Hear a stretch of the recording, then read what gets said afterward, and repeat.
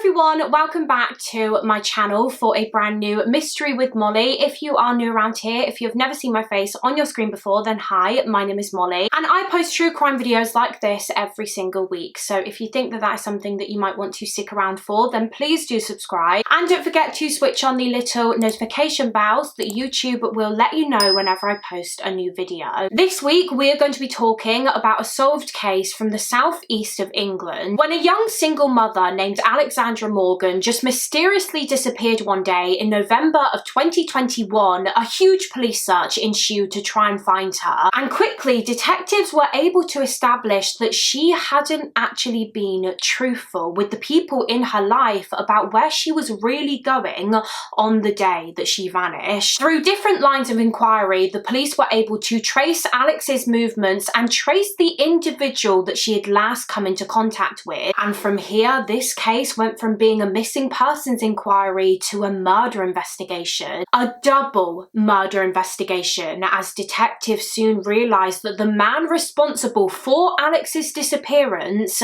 may have actually had more than one victim. He may have killed before. This is the story of a sadistic sexual predator who would target vulnerable young women that he knew he could groom and manipulate and eventually brutally kill. Join me as we delve into the shocking case of the Little Bridge Farm murders. But just before we get into the case, I would like to say a big thank you to Crime and Investigation for partnering with me on today's video. Crime and Investigation is a true crime channel in the UK that offer the most compelling and gripping documentaries about real crime. And one incredible series that is literally about to land on Crime and Investigation and its streaming app, Crime and Investigation Play, is about the Gypsy Rose Blanchard case, which I have no doubt that most of you guys will be familiar with. Gypsy's story is an infamous one. Gypsy Rose Life After Lockup is an 8-part documentary which follows Gypsy as she leaves prison after serving 7 years for her role in the murder of her mother, Dee Dee Blanchard. After years of suffering abuse at the hands of her mother, she was imprisoned for the part that she had to play in Dee Dee's death, and this new series follows her story as a free woman. And that's something that Gypsy has never really experienced before, freedom. So it's so interesting to see in the series how Gypsy adapts to this new life. Gypsy Rose Life After Lockup premieres in the UK today, the 10th of June at 9 PM on Crime and Investigation, which is available on Sky and Virgin Media. And it is available to stream ad-free on Crime and Investigation Play through the Apple App Store and through the Google Play Store for Android devices, as well as on Amazon Prime channels too. The link to the series will be at the top line of the description box, and please do let me know your thoughts on the Gypsy Rose Life After Lockup series in the comments, because I know that Gypsy's story is a rather controversial one, so I'd love to hear your opinions and thoughts on it. Thank you once again to Crime and Investigation for sponsoring this video and supporting the channel. Thank you to you guys watching for always showing your support to the sponsors on this channel, and now let's just get into the case. But just before we continue, please listen carefully to the following. This video contains heavy themes such as rape, sexual assault, torture, domestic abuse, grooming and animal cruelty. Viewer discretion is advised. So for this week's case, we are going back just a couple of years ago now to late 2021 in Hastings, which is a borough located in the county of East Sussex, which is in the southeast area of England. And this is Alexandra Morgan. She was a 34-year-old woman, and she actually lived just under 20 miles away from East Sussex in a village called Cranbrook in Kent. Alexandra, who mostly went by Alex, worked as a dog groomer. She was a qualified dog groomer, and she was a mother of 2. She had 2 little boys who, at the time that this case occurred, she was, I guess, raising on her own. She was a single mother, so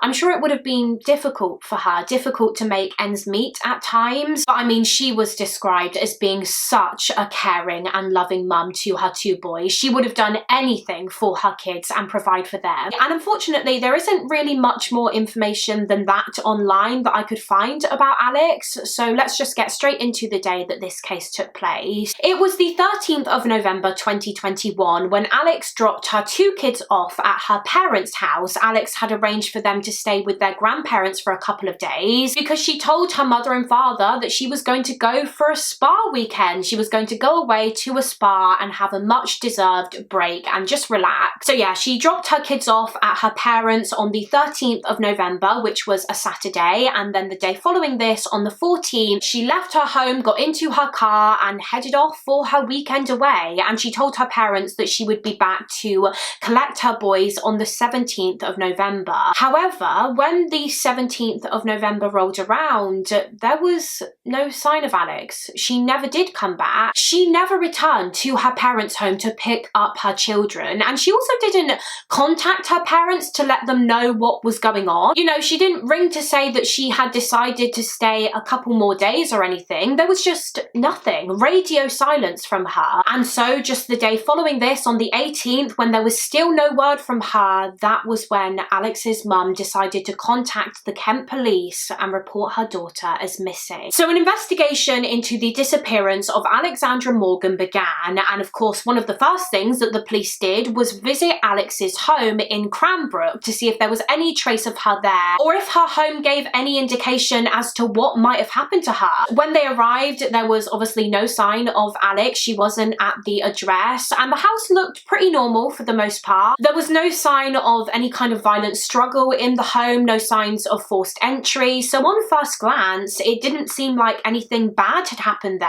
Now of course the only information that the Kent police really had to go on here was from Alex's parents, who said that she had gone to that spa weekend, and Alex had told them that the spa that she was going to was in the city of York, which is a good few hours drive away from Kent. So what the police set out to do was to try and track Alex's movements and her vehicle through CCTV and ANPR cameras, automatic number plate recognition cameras. And on the morning of the 14th of November, shortly after Alex left her home, she was captured on a CCTV camera at a petrol station in Cranbrook, not far from her address. She was caught arriving at the petrol station in her white Mini Cooper car at around 7:30 a.m. She put some petrol in her car and then she went inside to pay for that, and also a couple of other items in the shop that she picked up. And while she was paying, she was chatting to the cashier, telling her that she was going to go on a spa weekend. She then returned to her car and left the petrol station, obviously we can assume headed for York. Or so that's what everyone thought. You see, as the police began tracking Alex's vehicle through ANPR cameras, what they discovered was that after leaving the petrol station, she actually started travelling south, and York is about 230 miles north of Kent. So why was she headed south? Had Alex lied to people about going to York for a spa weekend? And if so, why? Why would she have felt the need to lie? Where was she really going that she felt like she couldn't tell people about? So the police continued trying to trace her through ANPR to establish the routes that she was taking after leaving the petrol station. But the issue was, as she was travelling further south, she appeared to be driving through more kind of rural locations where there weren't as many ANPR cameras, so figuring out where she was headed became trickier. But another line of inquiry that the police pursued was looking into Alex's phone records, and what they established from that was that her phone had pinged off of a cell tower in Hastings in East Sussex before it just suddenly went dead. So her phone indicated that the last place she had been was East Sussex, which was of course even further away from York than Kent, so it really seemed as though she had lied about going to York, but the reason why was still unclear. So with this information from her phone data indicating that she headed to Hastings in East Sussex, the police began scouring CCTV cameras in the area in Hastings where her phone had pinged. They were looking for any CCTV sightings of her car, and eventually officers did catch a sighting of her vehicle pulling up outside of a scrapyard in Hastings. This scrapyard was located down a very quiet country lane called Rock Lane, and Alex's vehicle was captured on Rock Lane shortly before 8 a.m. on the morning of the 14th. So about half an hour or so after the sighting of her at the petrol station in Kent, she was seen pulling up outside of this scrapyard. She waits there in her car for a short while before another car is captured in view of the same CCTV camera. It was a gold-coloured Jaguar car that appears to drive past Alex's vehicle, and it turns right up towards a farmland farmland area, and Alex's car quickly follows behind. So who was in this Jaguar car, and why was Alex following them? Could this person have had any information about Alex's disappearance and current whereabouts? The police obviously needed to find out. The police quickly learned that opposite this scrapyard and the place that Alex and this Jaguar drove towards was Littlebridge Farm in Hastings. So this finally gave the police a location. The location that Alex actually drove to on the morning of the 14th was Littlebridge Farm. So as soon as they saw this footage, they knew that they had to head straight to Littlebridge Farm to investigate, to find out if Alex was still there. And so that's exactly what they did on the evening of the 23rd of November, 5 days after she was reported as missing. The reason it took the police a while to head there was because they didn't obtain this CCTV footage of Alex's car arriving at Littlebridge Farm until the 23rd, which was obviously a good 9 days after Alex left her home in Kent. So there was a chance that she wouldn't still be at the farm now, but they had to check it out nonetheless and establish why she'd actually gone there in the first place. So yeah, officers were sent to the farm on the evening of the 23rd. They started looking around the land. They were looking in these barns and in these sheds. They were calling out, but there didn't really appear to be anyone there.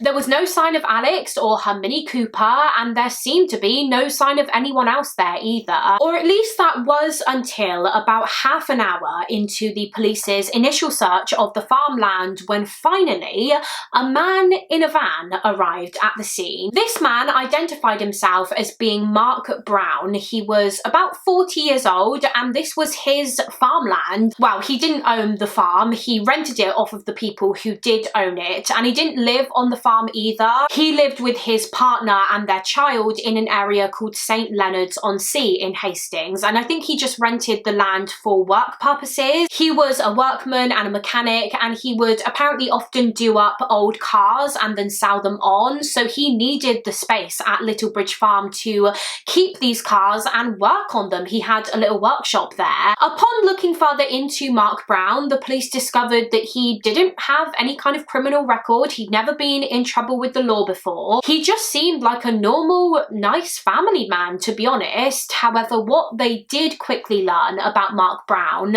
was that he owned the gold-coloured Jaguar that Alex was seen following on the morning of the 14th of November, the day that she was last seen. So of course the police had to speak with him about Alex and find out what he knew. And he seemed to be very cooperative. He was willing to answer questions, and he admitted to the officers that he did know Alex Morgan, and yes, she did come to Littlebridge Farm on the 14th. Mark Brown actually told the police that he and Alex had met on this website called Adult Work, which is essentially a site where escorts and sex workers could advertise their services and be contacted by potential clients. It turns out that Alex was secretly working as a sex worker, something that her family and friends were not aware of. Sources state that Mark Brown had first contacted Alex on the Adult Work site back in June of 2021, so about 5 to 6 months before she vanished, and over the coming months they stayed in contact. And like I said, Mark told the police that Alex came over on the 14th as they had previously arranged. He said that they spent a few hours together, and then he claimed that she got back in her car and she left the farm, and that was the last that he saw of her. He said that the last time he saw Alex Morgan,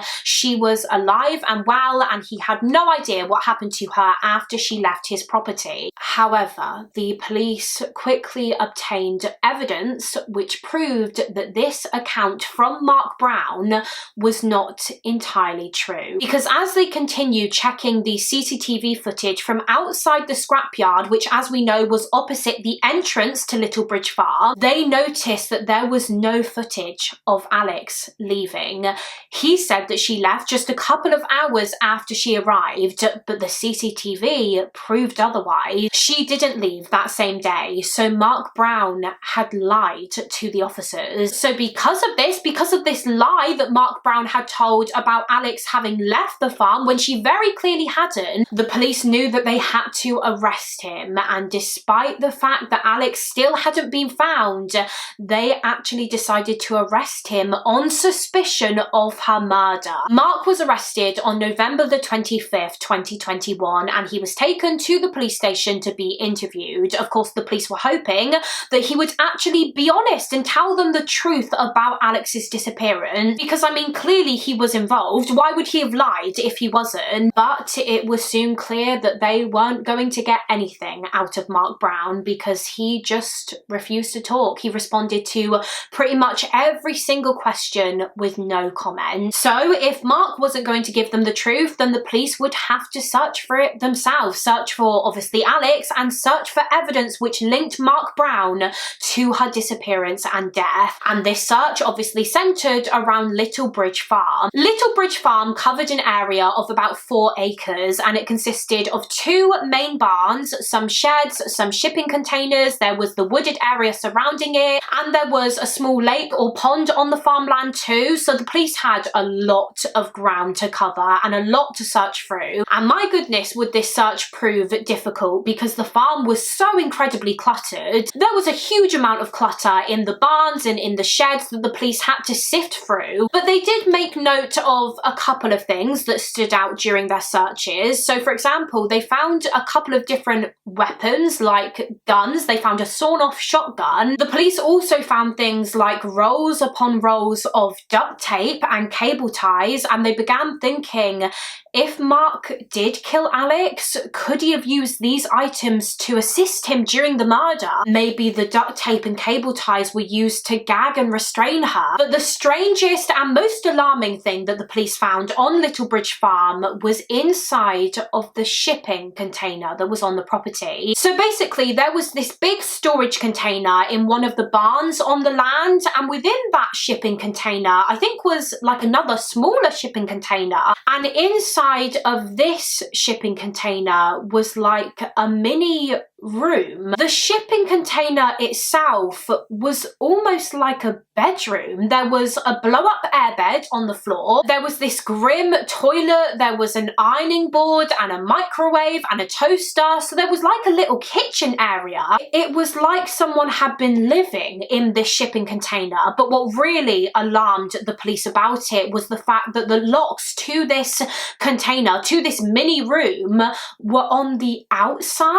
If this was some kind of living space, if someone had been living in this container, then why were the locks not on the inside rather than on the outside? Were they on the outside because Mark Brown was actually trying to keep someone in there? Alex Morgan, perhaps? Had she been kept as his prisoner in this container prior to her murder, if she had been murdered? In addition to the farmland being searched, the police also conducted searches of both Mark's home, and a thorough search of Alex Morgan's address began too. Now, in Mark's home, the police found, again, a load of clutter. Every single room pretty much was full to the brim of mess, and within that mess, the police found even more rolls of duct tape and cable ties, just like back at the farm. They also found some handcuffs and knives, and possibly the most disturbing thing that they found was in the loft, or the attic space. Inside of the loft, there were carrier bags upon carrier bags that Mark had stored up there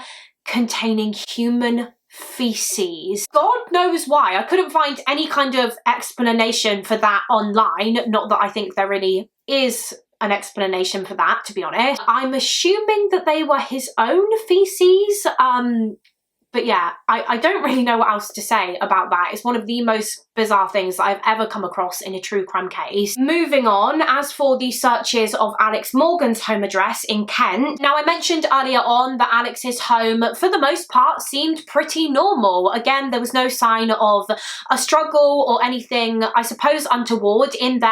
Apart from, there was this little handwritten note that officers found in Alex's living room. It was a note that Alex had written herself, and she'd left it for one of her sons, and it simply read, quote, "Let's go rollerblading," which of course naturally would have confused the police. Let's go rollerblading? What does that mean? Why would Alex have written that? Well, what they would eventually figure out was that this note was almost like a clue that Alex had left for her son. It was a prompt for him to go and look in his rollerblading box. He kept kept a box underneath his bed which contained his rollerblades. So the police took a look inside of this box and they found, of course, the rollerblades, but also a load of cash. There was more than £2,000 of cash just hidden in this box, and alongside it there was another note written by Alex which read something along the lines of, "If anything happens to me, this is for you." She'd hidden this money away for her 2 kids, but why? Why did she feel the need to do that? Why did she feel like something might happen to her? She obviously left that note before she went away on her spa weekend trip, which, as we know now,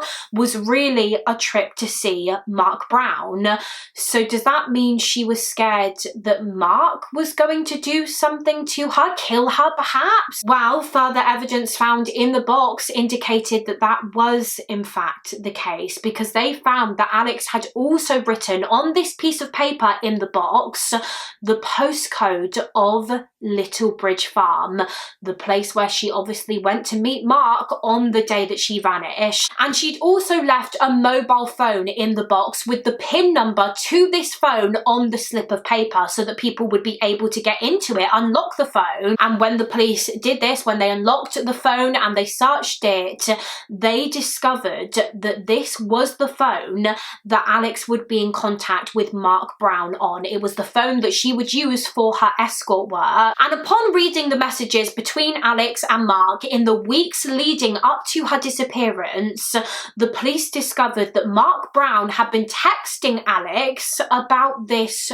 job that he had for her. He basically said that he would pay Alex £100,000 for filming work, and Alex accepted this filming work job. Of course, this amount of money would have been life-changing for her. And the police discovered through her internet search history that prior to her disappearance, she had already been Googling about what she could do with this kind of money. She would Google things like, quote, "What can I do with 100k and how much deposit do I need for a house?" She was also Googling about different businesses that she could launch with it. She was over the moon, really. She needed this kind of money, but at the same time, it's pretty clear through her actions that she was nervous and scared about this job that Mark had offered her. She was scared of Mark because, again, why else would she have felt the need to have left all of that cash and those handwritten notes in that box in her son's bedroom if she wasn't? Like I said, it was clear that they were almost like little clues that she'd left behind. Alex had left a trail with the note and the phone and the postcode to Littlebridge Farm, so that if something did happen to her, her family and the police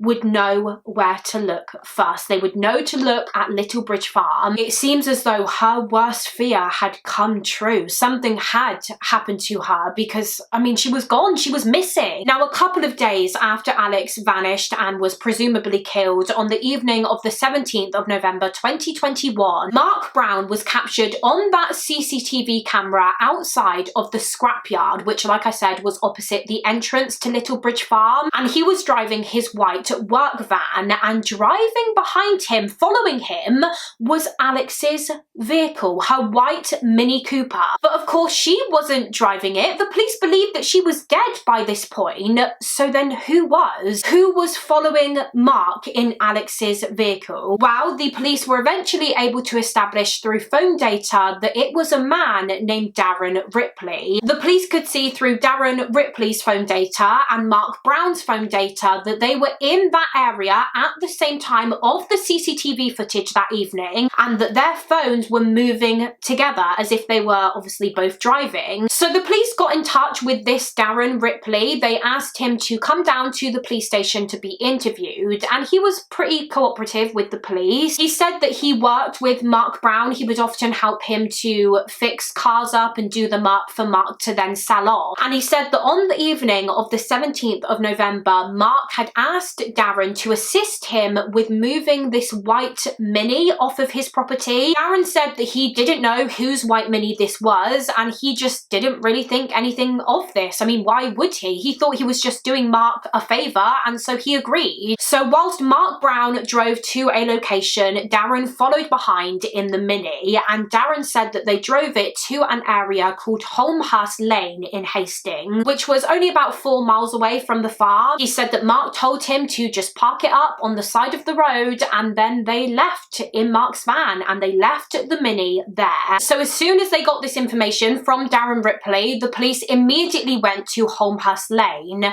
and sure enough, Alex's white Mini was there. It was still there. They took a look through the windows and they couldn't see anything or anyone inside, but the detectives did have their suspicions that, you know, could Alex have been in the boot or the trunk? Could her body have been in there? So the vehicle was seized and taken away, and eventually the police opened the boot.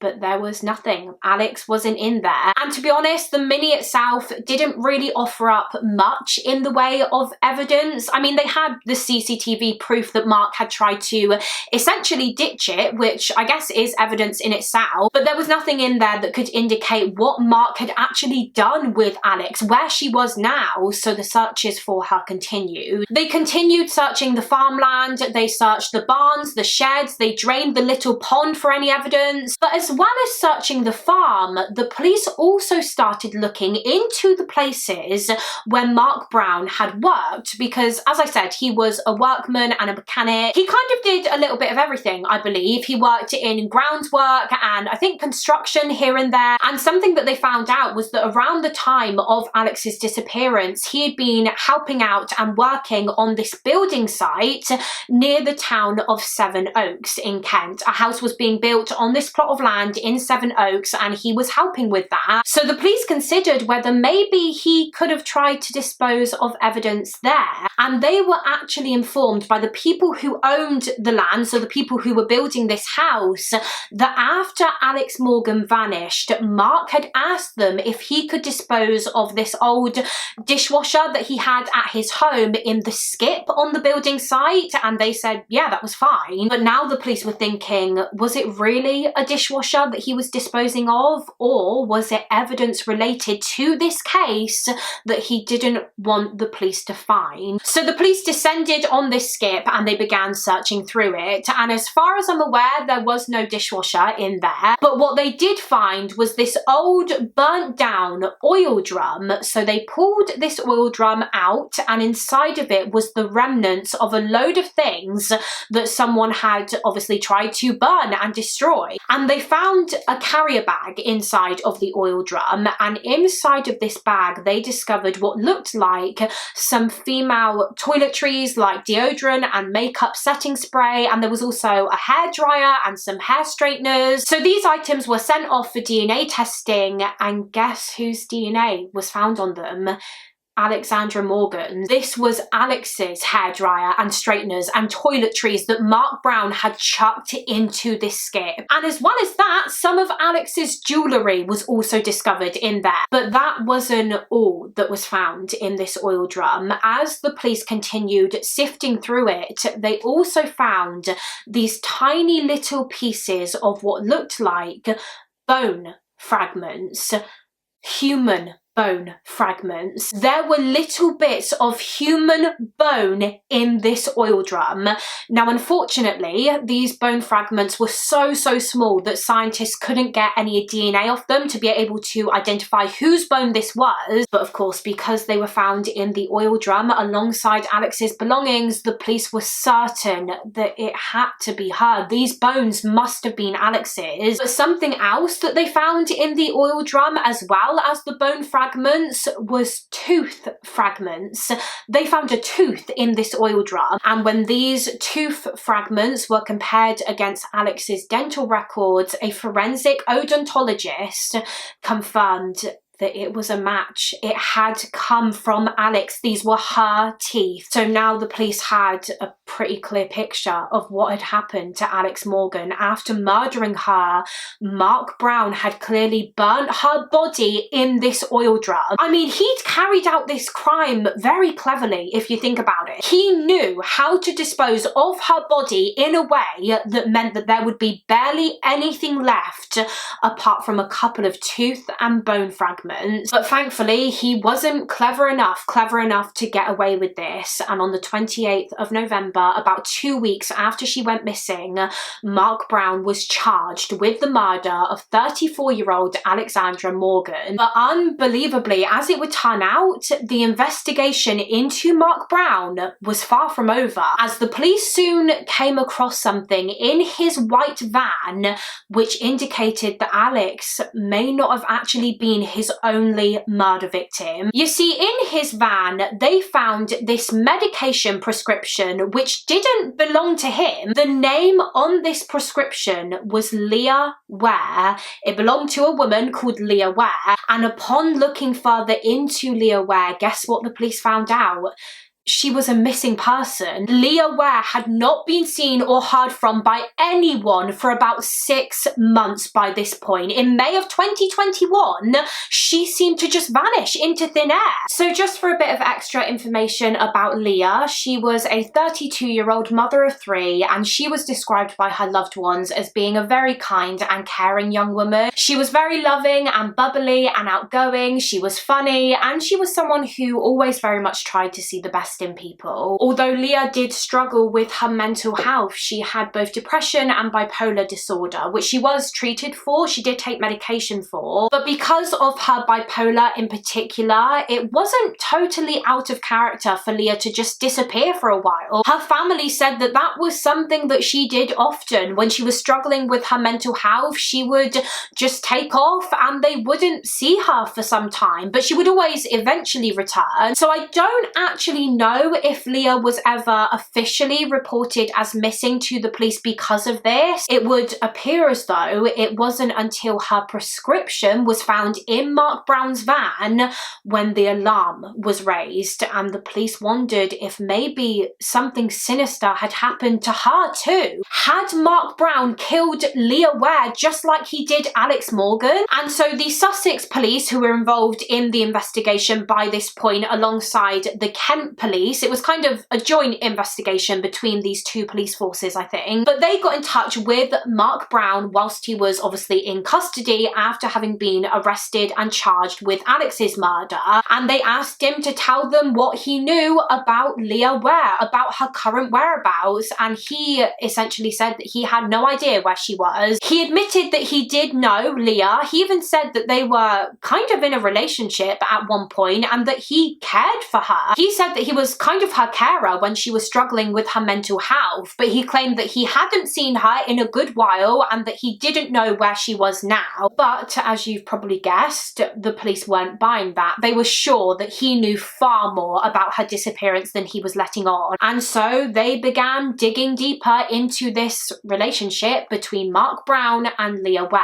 And as they did so, they actually discovered that the two of them met in the same way that Mark met Alex Morgan. You see, Leah also did escort work. She also worked as a sex worker, and she was on the same escort website as Alex, the site called Adult Work. It turns out that Mark Brown had been in contact with several different women via the Adult Work website. He would meet up with them and pay them for sex, and so as part of their inquiries, the police reached out to these women and asked them to share their experiences with Mark Brown. And you get to hear from one woman in particular in this 2-part documentary that I watched during my research of this case, which also just happens to be on Crime and Investigation, by the way. It's called Murders at Little Bridge Farm. It's a 2-part documentary, and if anyone is interested in watching it, you can stream it on Crime and Investigation Play or via the link in my description box. Crime and Investigation Play is also available to watch on Amazon Prime too. I highly recommend you guys give it a watch. It's a really interesting documentary. But you hear from one woman who met Mark via the Adult Work site in the documentary, and she said that when she met Mark back in 2015, she described how during sex, Mark put his hands around her neck and started to squeeze. And at one point, he was squeezing so tightly that she began struggling to breathe. And so she started tapping him on the arm as if to tell him to stop and release his grip, but he didn't. He didn't release his grip until he had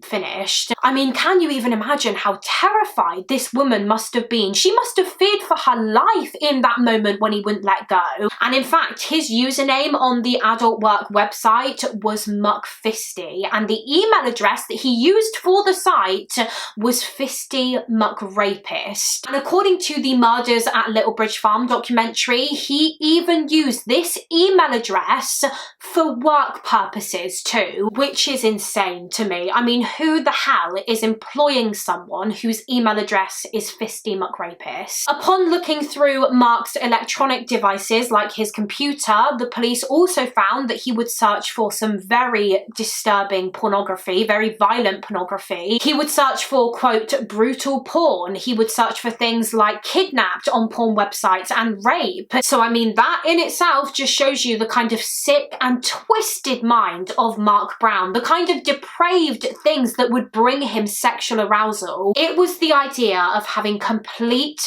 power and control over women and forcing himself on them. The idea of rape clearly turned him on, but I got a bit sidetracked there. So back to Leah. As I said, she and Mark came into contact via the adult work website. Mark messaged Leah on the site back in March of 2018, so more than 3 years before she disappeared. As I mentioned, she disappeared in May of 2021. He messaged her regarding her services as a sex worker, and from there they began meeting up regularly for sex. He would pay her for sex, and eventually this seemed to develop into something more than just, you know, Mark being a regular client of Leah's. Apparently by the end of 2018 they were in a proper relationship with one another, again despite the fact that Mark already had a partner and a child. So he was fully leading like a double life here. He had his long-term partner and then he had his girlfriend Leah on the side, and in fact he bought this caravan for Leah to live in, which he put on Littlebridge Farm, and she stayed there with her animals. That was something that a lot of people said about Leah, by the way. She was a big animal lover. She adored animals, and she had a lot of them. She had 3 goats, she had a horse called Bertie, and she also had 2 dogs. She had Duke, who was a Mastiff, and she had Lady, who was a little Pomeranian, and who she particularly doted on. She was obsessed with Lady. So yeah, Leah lived in this caravan on Littlebridge Farm for a while, until eventually the people who actually owned Littlebridge Farm, the people that Mark rented the land off of, found out about this caravan, and they were not happy about it being on the property because they never said to Mark that he could put it there. They never gave permission for that, and so they told Mark that he would have to get rid of it. But rather than selling the caravan and arranging for someone to come and collect it, Mark Brown actually decided to burn it, just burn it to the ground. And so now Leah had nowhere to live, or at least that was until Mark moved her into the shipping container on the farm. Remember earlier we discussed how in one of the barns there was a shipping container that literally looked like this tiny living space? Well, it was Leah's living space. Mark put an airbed in there and a grotty toilet and some kitchen appliances and food supplies, and Leah lived in it. And if you recall, we also discussed how there were locks on the outside of the shipping container rather than on the inside. Mark had put locks on the outside of Leah's bedroom door, which told the police even more about the relationship between Mark and Leah, how he treated her. He treated her like she was some kind of animal that he could just lock in a cage whenever he wanted. It's sickening. So now that the police were pretty sure that Mark Brown had done something to Leah too, murdered her, they now began searching the farm for evidence relating to her, because obviously before this they'd just been searching for evidence related to Alex's case, and once again the search teams did find what looked like bones in a spot in the woodland surrounding the farm, not far from the little pond. However, this time the bones weren't human. It was determined that these bones had come from an animal. The police quickly theorized that these animal bones were actually the remains of one of Leah's dogs, her little Pomeranian Lady. The reason being was because right next to where these bones were, there was this little pink dog collar, which was the dog collar that Lady used to wear. And attached to this dog collar was a massive heavy chain, which itself was attached to a 12-kilogram weight, a kettlebell. So now the police were thinking, did Mark kill Leah's dog too? Her other dog, Duke the Mastiff, was apparently rehomed by Mark, but the police had no idea what happened to Lady. So they began thinking, did he kill her too? Had he chained Lady up to this kettlebell and just left her to die in the woods? That's what it looked like. Why else would this tiny dog have been chained to this heavy weight? The police were trying to question Mark about this, question him about Lady and Leah, about what he knew about her disappearance, but just like he did when he was questioned in regards to Alex's disappearance and murder, he said no comment. He wasn't telling the police anything. So the police had to just continue trying to find evidence themselves, and as part of their inquiries, they obviously spoke at length with Leah's friends and family, asking them what they knew about her relationship with Mark Brown. And in fact, one friend of hers actually told the police that on one occasion,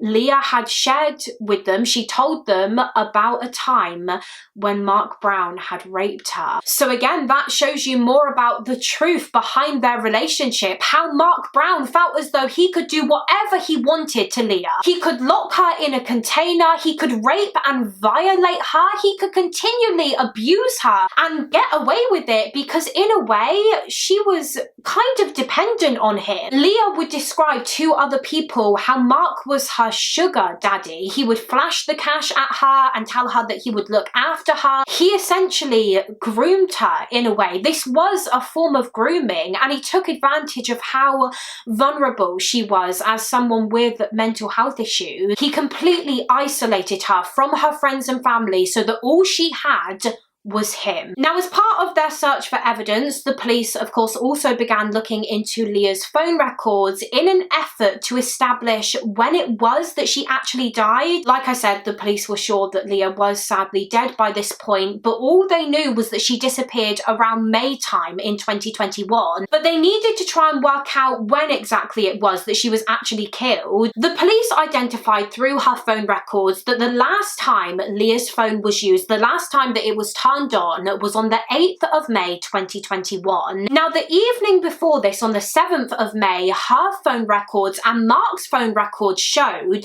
that both her phone and Mark's were in the same location at Little Bridge Farm until they suddenly dropped off the network at the same time. And this led the police to theorize that both Mark and Leah were inside of the shipping container that night whilst the door was shut, because once the door was shut, their phones wouldn't have gotten a signal, and the police think that that was when Leah was probably murdered. They think that she was murdered in the shipping container on the night of the 7th of May. After the murder, it's believed that Mark opened the door to the shipping container, prompting both his phone and Leah's to regain signal again, and then shortly after this, whilst his phone stayed on the network, Leah's dropped off again. So this indicated that Mark killed Leah. He opened the shipping container door, the phones rejoined the network, Mark walked out with his phone and so it stayed on the network, but he left Leah's phone in the container with her dead body and shut the door, causing her mobile to lose signal. And then the next day, on the 8th, as I said, records show that Leah's phone was switched off and it was never turned on again, and Leah was never seen again. The police had pinpointed her time and date of death as being the evening of the 7th of May 2021. And after her murder, Mark just carried on with life as normal. He actually stole from her. It was found that after she disappeared, he took her bank card and he withdrew money from her bank account, and he would also continue to collect Leah's prescriptions for her medication, I guess to make it look as though she was still alive. But what he did with her after the murder, how he disposed of her body, well, that still remained a mystery. Or at least that was until the police took a statement from one particular person in Mark's life. It would appear as though whilst he was trying to maintain to the detectives that Leah was still alive and out there somewhere, he did tell someone that Leah was actually dead. He confided in a woman named Beth. Now, Beth was someone that Mark went to school with, and they were pretty friendly with each other in school, but as does happen when school ended, they lost touch. However, again through Mark's phone records, the police discovered that after Leah disappeared in June of 2021, he came into contact with Beth again. He began messaging her online, and they were just messaging about, I guess, like rekindling their friendship and being there for one another. He was checking in to see how Beth was doing. Beth expressed in her messages to Mark that she was going through a bit of a tough time because things had recently come to an end with her old relationship, and she was finding it difficult to cope with that, cope on her own as a now single mum. And apparently Mark would get really angry at how Beth's ex had treated her, and he pretended to be this support system for her. He told Beth that he would always be there for her, he would help her out with money if she needed it. He said that he would even rent a house for her and her kids, and at one point he said that she should bring her kids down to Little Bridge Farm for a little day out. They seemed to get to a point where they were pretty close, were Beth and Mark, and so after reading these messages, the police reached out to Beth to find out what she knew about Leah Ware. Had Mark maybe confided in her about Leah? And it was then when Beth told the police that Leah was dead. And of course this confused the police, because although they believed that she was dead, it wasn't like they'd made that public. At this point she was still technically a missing person. So the police said to Beth, well, what makes you think that? What makes you think that Leah is dead? And Beth replied saying, well, that's what Mark told me. Mark Brown had told Beth that Leah had passed away. Now, I don't know if Mark ever told her how Leah had died. However, another message that he sent to Beth in June of 2021, so a month after Leah vanished, suggested to the police that Leah's body had been disposed of in a similar way as to how he would later go on to dispose of Alex Morgan's body. He'd burn Leah in an oil drum, because this message read, quote, "Old oil drum, 5 litres of diesel. Hey presto, nothing much left, but it gets hot, very hot. Oil drum glows almost white. You go through a lot of stages in a situation like that. I've done monstrous things. Things I've done weigh heavily on my heart, in my head and soul. A psychopath with a conscience. It's a joke, really." Now, at the time of receiving these messages, Beth just didn't really know what Mark was on about. Understandably, she couldn't really make sense of them. But now it seemed as though this message was almost a confession from Mark Brown. He was subtly confessing to Beth about how he had disposed of a human body, the body of a woman that he had murdered. And so in February of 2022, 3 months after Mark Brown was arrested and charged with the murder of Alex Morgan, he was also charged with the murder of Leah Ware too. Despite the fact that her body hadn't been found, the police felt confident that the evidence they had collected proved that Leah was no longer alive and that she had been killed by Mark Brown. And they actually believed that Mark intended for Beth to be his third victim. He had begun to groom Beth in a similar way to how he lured in Leah and Alex by, you know, offering her friendship and financial support. Beth has actually been described as being the one that got away in this case, because it really seemed like he planned for her to be his next target, his next kill. If they hadn't caught him, there's no doubt in my mind that he would have become a serial killer. Mark Brown's trial came to a close in late 2022, and he was ultimately convicted of both murders, of the murders of Alex Morgan and Leah Ware, and he received 2 life sentences with a minimum of 49 years. Now, the judge did say to Mark Brown prior to his sentencing that if he was to tell the truth about what he did to Leah's body to give her family that closure, then he would take that into account when deciding upon his sentence. However, Mark Brown still refused to give up the location of Leah's remains, and so to this day, more than 3 years later, her body has never been recovered. And in fact, Mark Brown actually refused to come to court for his sentencing. He just refused to turn up. He wanted to stay in his cell, probably because he didn't want to have to listen to the families of his victims have their say. He didn't want to have to sit through their victim impact statements. He was too much of a coward for that, quite honestly. But that concludes this case. That is the case of Alexandra Morgan and Leah Ware and the Little Bridge Farm murders. A really, really heartbreaking case. The fact that Mark Brown essentially preyed on these women's vulnerabilities. Like I mentioned earlier, he was able to groom and manipulate Leah because of her mental health issues and the fact that she became dependent on him, and he targeted Alex and lured her in by preying on her financial struggles as a single mother. He made up that fake job in which he promised to pay her £100,000 just to get her to the farm so that he could kill her. It's sickening. What an evil, twisted man Mark Brown is, and I for one am very glad that he is where he belongs now, behind bars, never to be heard from again, hopefully. But yeah, that is it for this case. As always, please do let me know your thoughts and opinions on the case down below in the comments. I would love to hear what you guys think. A quick thank you once again to Crime and Investigation for partnering with me on today's episode. Be sure to tune in to Gypsy Rose Life After Lockup, which premieres Mondays at 9 PM on Crime and Investigation and Crime and Investigation Play, the link to which will be down below in the description box. And you can also access Crime and Investigation Play through Amazon Prime too. And again, I'd love to hear your thoughts on the series in the comments. Let's get a little discussion going. But yeah, that is it for this video. Thank you all so much for watching. Please do give this video a thumbs up and subscribe if you haven't already. And I will see you again next week for another mystery with Mollie. Bye.